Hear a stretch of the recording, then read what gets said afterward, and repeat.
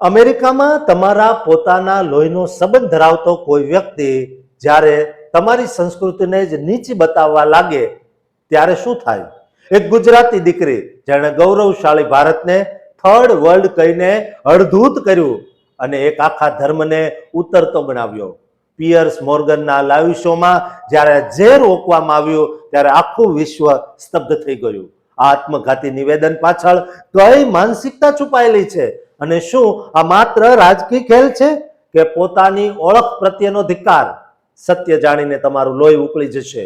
અત્યારે અમેરિકાના રાજકારણ અને સોશિયલ મીડિયા પર એક એવો વંટોળ ઉઠ્યો છે જેણે 7 સમંદર પાર બેઠેલા દરેક ભારતીય અને ખાસ કરીને ગુજરાતીઓના આત્મસન્માનને ઊંડી ઠેસ પહોંચાડી છે.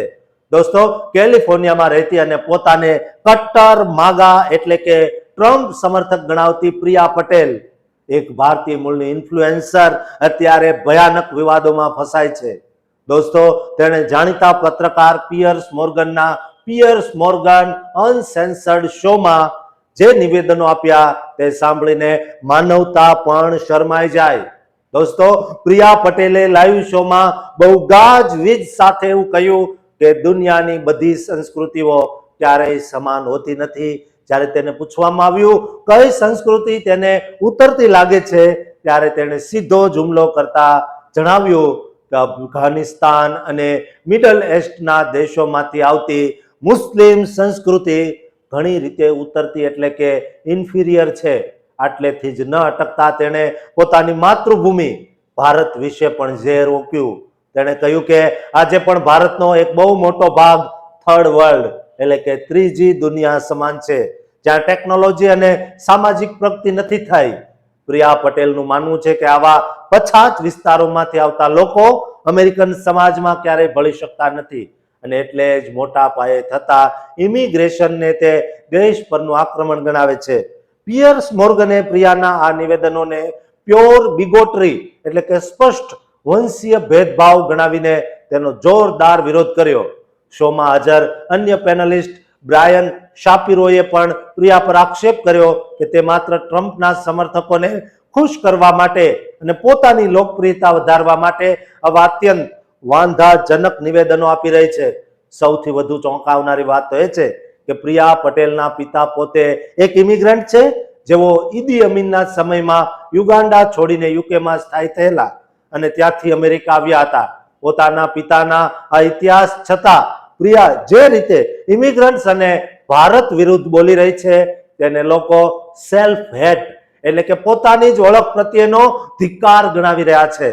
સોશિયલ મીડિયા પર પ્રિયા પટેલ વિરુદ્ધ ભારે આક્રોશ જોવા મળી રહ્યો છે અને લોકો તેને પાખંડી કહી રહ્યા છે.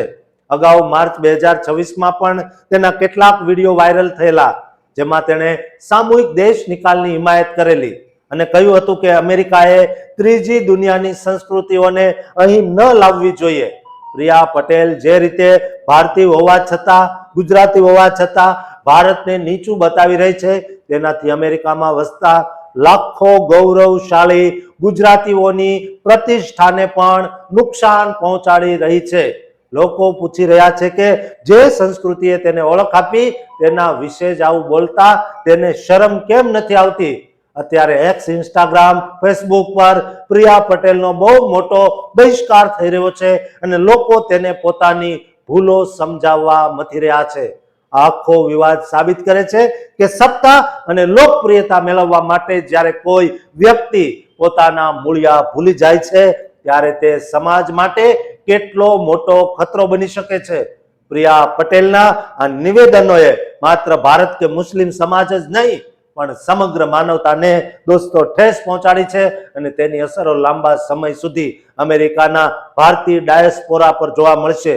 દોસ્તો, આ વિડીયો એટલો શેર કરો દરેક ગુજરાતી ભારતીય સુધી કે પ્રિયા પટેલ સુધી આ વિડીયો પહોંચે, તેને પોતાનું ભૂલ સમજાય અને ભાન થાય અને માફી માંગે. દોસ્તો, આ ચેનલને સબસ્ક્રાઇબ કરવાનું પણ ચૂકતા નહીં.